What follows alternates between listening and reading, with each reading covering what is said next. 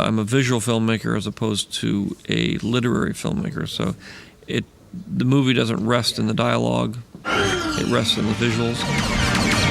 In episode 1, we had established a very Art Nouveau, very fluid form, and episode 4 had a very industrial, engineered, angular shape. And so now we're kind of bridging that gap. So we're mixing a little bit of both. We're shooting back. Ultimately, the overriding factor on Obi-Wan's ship and all of the Jedi ship is that I wanted them to be reminiscent of the design of the Star Destroyers and the Imperial ships, because ultimately that's where those ships grew out of. I think we can begin to introduce the Wedge shippy. When he saw the design, started to incorporate his new storyline to it. And so the whole idea of taking that shape and turning it into a Jedi fighter evolved with the design process. Maybe take some World War I battleships, German, cut them off about halfway through, take them top and bottom and wedgie them out a little bit. Okay. And then it's my job and the rest of the artists to come up with the background for that design and make it make sense so that no one questions the design when they see the film. Probably boom down and then...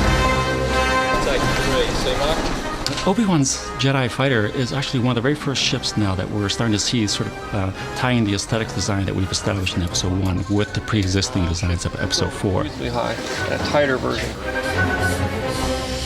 We're so familiar with that triangular shape as being the symbol or the icon for the Empire that to take that and actually give it a new personality, a new identity, which is the spaceship in the shape for the Jedi Starfleet, was actually a really brilliant move, and it actually made the whole symbolism very powerful because you can slowly see how everything slowly starts turning towards the dark side. And even this could have a little bit of a... George has the designs in his mind, and he sort of is the master editor of all of this. So he decides what is within the realm of the Star Wars universe and what is beyond it. For every design that I use in the movie, there's at least 10 or 15 designs that get rejected. That hair's going to be dry in a second. I think that's a big no, isn't it? None of it feels great to do. It always feels good to see, Sort of come down as he starts to climb into it. Yeah. Obi-Wan's fighter actually evolved out of about a dozen sketches.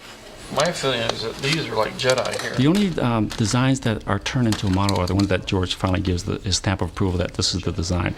We'll do a real quick mock-up, whether it's a small little prototype or a little foam core study model. It's to carry the design to the next stage so George can actually pick it up and hold it and look at it. And from there, he'll usually have more suggestions to improve the design. The real problem was reducing it down to be a fighter, to be a really, instead of being this huge, gigantic monster ship, be a little tiny, tiny ship. And I think one of the biggest issues was scale. How big do we make it or how small do we make it? Too small. George will typically pick up a pencil or a pen and go and add his modifications to the designs, or say, let's take the cockpit of this drawing here and put it onto here. When I initially designed the ship into a single fighter, there was really not any logical place to put a R2 unit. So this is the little R2 unit, and he actually can fit in there with a little bit of cheating. Okay. But he can't get in from the bottom, so is it okay if he drops in from the top? Drop in from the top. And will we see him do that, or? No. Okay, he'll just be there. There's a detail. Can you make his head go around so fast that it spins off? R4 is really an R2 painted red, isn't it? Careful what you're saying about R4, because you can get bopped on the head real quick. Actually, we could have got the angle just right. I've always wanted to have my own ship, and he gets one, and he gets to take off in it on his own adventure in this one, which is cool. And action. I mean, you're sitting in a wooden ship being rocked around by guys, and so to see it, I'm sure, because I haven't seen it yet, will be extraordinary. Cut! Okay, that was good. I loved it. That was beautiful. That was magnificent. Sorry, 40 south.